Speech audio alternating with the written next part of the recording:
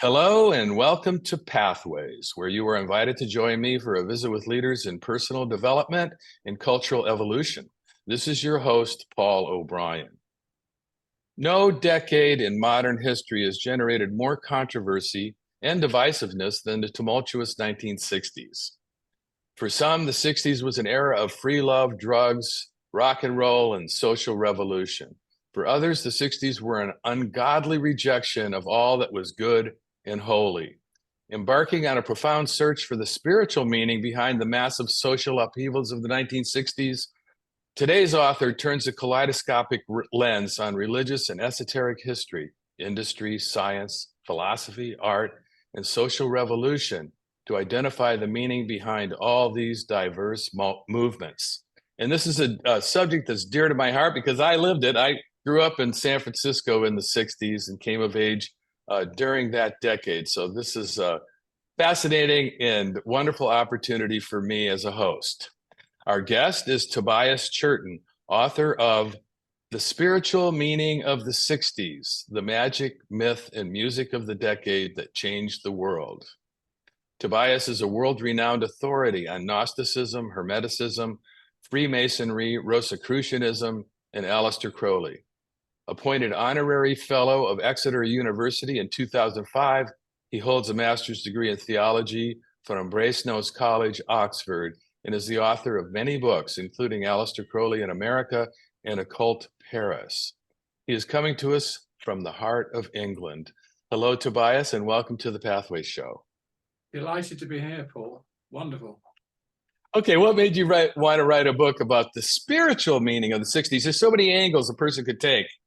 But of course, I know everything you do has got a spiritual flavor to it. But in particular, what inspired you to do this? I think it because there's a bomb in my soul that exploded when I was a boy in the 60s. There was something even though I was born in 1960, so I was really in my first 10 years, but my consciousness, everything that is dear to me, everything that happened that I think shaped my fundamental spiritual viewpoint, really happened in the 60s. Ridiculous. I was kind of like sort of a naked saltpeter waiting for the flame, and the 60s had the flame. And it enlivened my soul. I think it to me was my meeting like. I was hugely excited within the confines of being a boy, and it made me feel different. And ever after, come the 70s, 80s, and so on, that was my lodestone. I was looking back to it.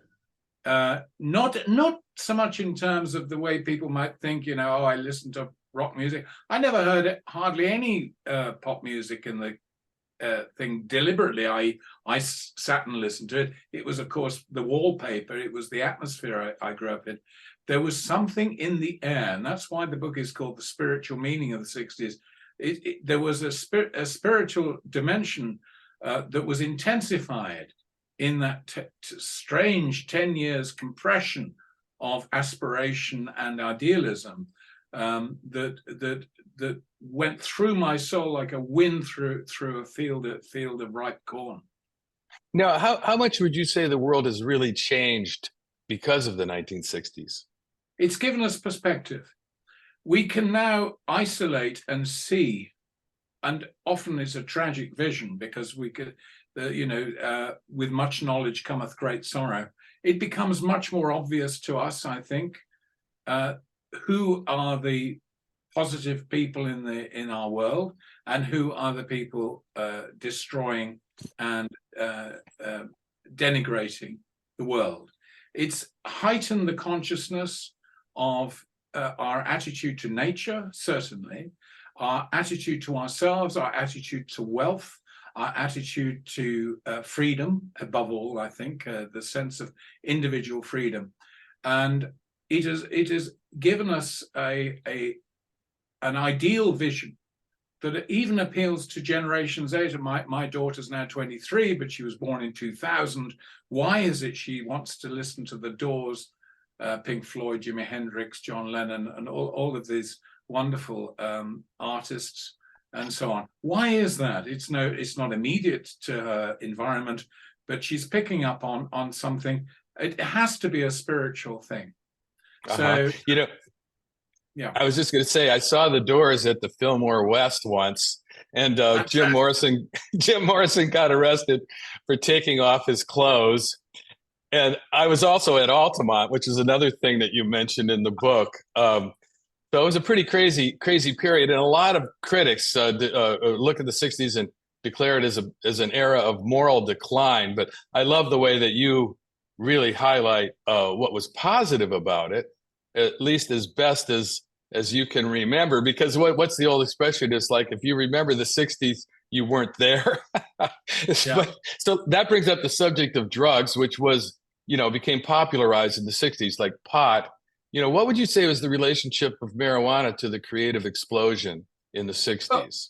Well, I mean, obviously, people had been experimenting with what used to be called hemp since at least the 18th century. Charles Darwin's grandfather, I'm trying to think, what was it? Erasmus Darwin. I found letters in the 18th century time of George Washington saying he'd ordered some hemp in. It used to come in from India. People have been using the psychotropic substances for liberation of their minds for a long time. I think the relationship of drugs was obviously what they used to call in magic the liberation of the bonds of the soul. It was to provide a moment's ecstasy when one would feel detached from conventional consciousness and ways of thinking. Now, that can take you into several different directions. And if the immature are introduced to these experiences, it can be harmful. Of course it can, as so many things can be, including travel, driving, and relationships can be harmful. But there is also there was a positive side to this. I think the trouble was with the 60s was the self-abnegation, which is the first condition of mystical enlightenment, became self-enjoyment. And the self-enjoyment aspect took over, especially in the 70s. And you got a kind of pleasure me generation in broad terms. The whole thing was get your own, get your pleasure. That obviously isn't the way to the stars. That's the way back down to earth. Now, what did the psychedelic revolution contribute to spirituality in that era? Because I'm going to quote your book here. You say, LSD literally blew the lid off and we never looked back. The collective unconscious was rocketed into the fifth dimension overnight. I took LSD so many times in the early 70s. I have some ideas, but I'm just wondering, what did it contribute to spirituality, which is the subject of your book? I think it gave it an experiential vividness, which only had been written about and idealized beforehand. I think the higher psychedelic experiences that some people enjoyed and struggled through could only be explained properly within a spiritual perspective. Psychedelic experience doesn't make any sense in the normal worldview. First of all, the trouble is none of us can actually remember what it is we experience because it doesn't relate to it. The nature of an intense psychedelic, which means a soul expanding experience, doesn't relate to language hardly at all. You can say it was good, you can say it was bad, you can say it was enlightening, you can say it was extraordinary, but you can't capture it in words. Our ordinary language isn't equipped to deal with this thing. And the only context, I think, in which psychedelic experience makes any sense at all is if we talk in the language of mysticism. Now, that's quite different to other people. I've met people of a very limited intelligence who have taken psychedelics, and their experience tends to be hallucinatory. In other words, they are simply, their minds are taken over and they experience sort of dream states and see things that aren't there, or are amazed by lights, and one hopes they don't start to get paranoid. But to thinking people, it gave us an objective correlative, an absolute idea, which we could at least retain the idea, if not the substance itself, of what a higher consciousness might perceive. for example, you might become considerably more aware of the fragility of the Earth's atmosphere, something we're not normally aware of. We drive along, we drive cars, blah, blah, blah, blah. We don't conceive of the reality of life on planet Earth and how we're affecting it and how it's affecting us. So it was a massive increase in sensitivity for many people. For other people, perhaps soldiers in Vietnam, it was simply a release from a dimension of material terror. Right. As you quote in another quote from your book, you say, the movement away from established religion toward the personal quest is undoubtedly a key aspect of the spiritual meaning of the 60s. And it occurs to me that psychedelics played a huge role in at least opening the mind to wider dimensions. Like you said, a mystical revival of sorts. Yes. And we can debate whether mysticism is best promoted by psychedelics. I would say, arguably, that is not the best path to reach heaven on earth by any means. But it at least gave, in a highly materialistic Western culture, which was becoming hyper-corporative and hyper-industrialized, it was kind of hard. It's kind of a hard method to break on through to the other side, as Jim Morrison would say. But of course, as I say, it had its dangers, and there were people who fell by the wayside. And I certainly wouldn't advocate that that path, especially if not conducted with some sort of responsibility. And I always thought that the hazard of taking LSD, which was such a powerful drug, I mean, it's unbelievably potent. I always thought that the people that would be most inclined to having a bad trip, as they called it, would be the people who just can't let go of being in control, the people who are egoistic or narcissistic or just so dependent upon their facade that when that, and if with LSD, it's like your ego dissolves whether you like it or not. And so do you agree with that? Do you think that is a good distinction? Yeah, I very much so. The trouble is that as you were speaking, I was thinking 30 different ideas which were coming in simultaneously. Certainly, I concur with what you said. I'm trying to think of something. I was thinking. I remember Grace Slick at one point was arrested kicked out of the White House, I think, for attempting to put some LSD in Nixon's drink. Wow, I didn't know that. Yeah, but I think she would have been disappointed by the results, because I think somebody with the character armor and generally, the mentality of Nixon would simply have felt a bit queasy and would have had to go and lie down a bit. And he wouldn't have got anything from it, I don't think, particularly. Right. I certainly wouldn't have found enlightenment, because, as you say, he was too gripped by the ego mania and the monster of what we call the real world, which bound him in a relation of in a tempest of power relations, and he saw everything in terms of power. As you say, the thing about LSD and good psychedelics is that they give us a viewpoint on how egocentric our viewpoint is, and therefore how narrow it can be. Right. Of course, yeah, sorry. No, it's okay. I was just going to say, this sort of brings up to my mind the Beatles, who in their own way popularized psychedelics by taking them and letting the world know that they took them. And you have a lot of things to say about the Beatles in the book and how representative they are of the spirit of the 60s. So tell us, what do you think they brought to the decade, and did they make it something it wouldn't have been if they had never been seen or heard? How can you underestimate the impact of the Beatles? It's impossible. Right. It is almost impossible to overestimate the impact of the Beatles. It goes on and on and on. They were, I hate to sort of join in with Timothy Leary, who saw them as avatars from another world, who were bringing a new conception of the merry life of freedom. but they certainly were the philosophers. They were the something that went into the mix. I think they moved into the Star Club in Hamburg, or one of the clubs in Hamburg. No, it wasn't the Star, it was another one, Indra Club. Just about the day I was born. I was rather pleased that my birth coincided not only with the launch of the fastest man alive at the time, I forget the name of the American astronaut, but also the time the Beatles ended up in a strip club in Hamburg, because there's a sort of strange thing between what NASA was, or the Aeronautical Association of America was trying to do at that time, and what the Beatles doing are curiously related.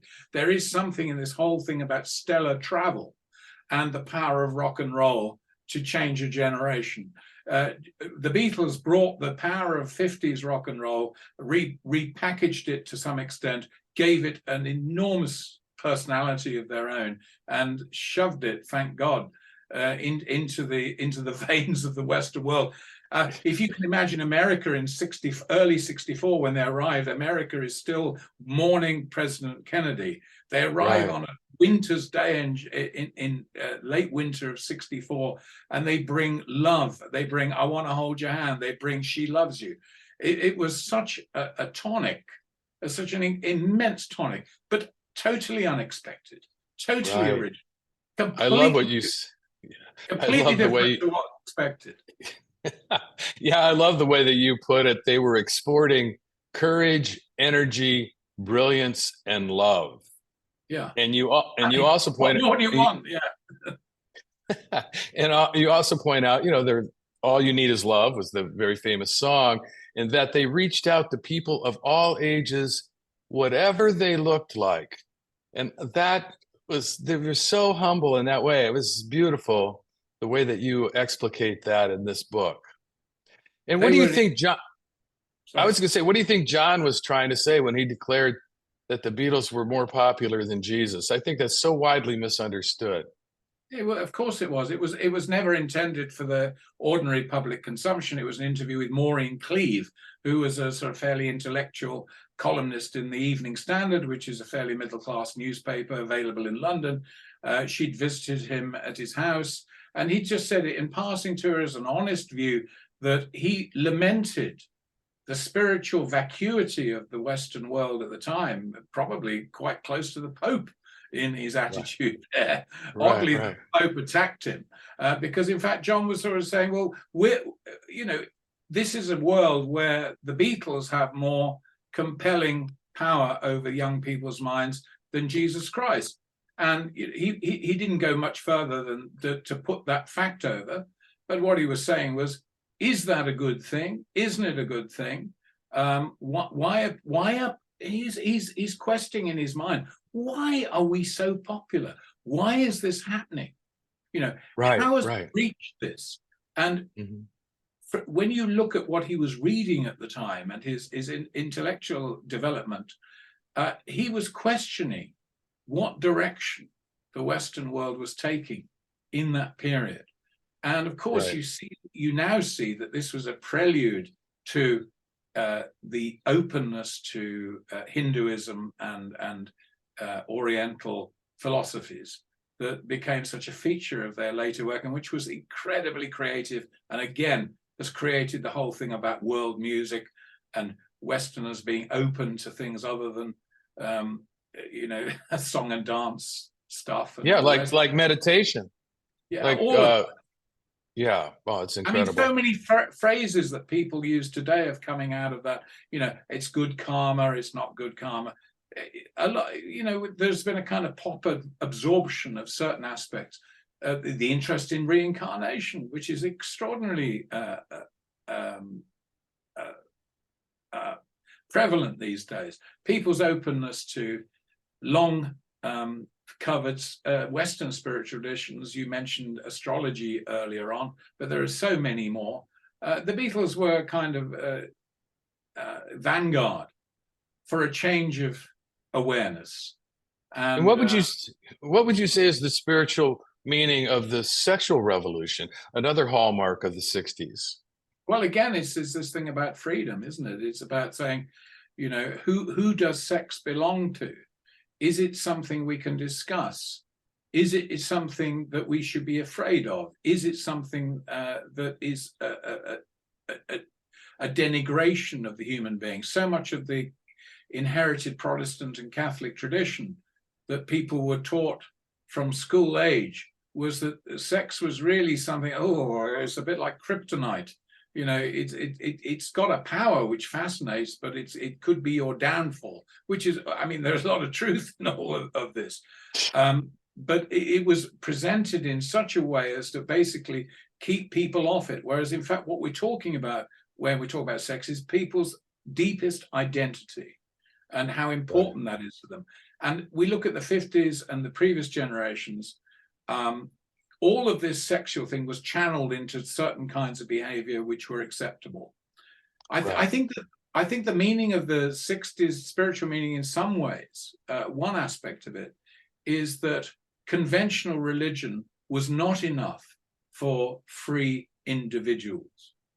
That free individuals must look beyond conventional religious teaching, albeit Protestant, Catholic, or whatever. And that is what I think that was the true threat of the era, and which led to so much reaction.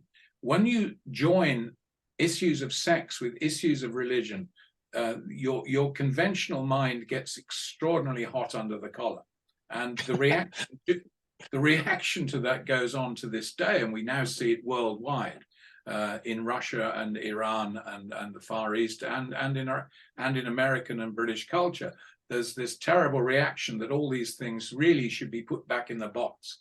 But they cannot be put back in the box, and the repression, we must believe, I think, will ultimately fail, because human beings simply want to get. There's more to the human being than appearing as the good old time hero of the 50s. John Wayne is not enough of a hero for the totality of humanity. Heroism is a wonderful thing, and it's great to be smart, Alec, and all the rest of it.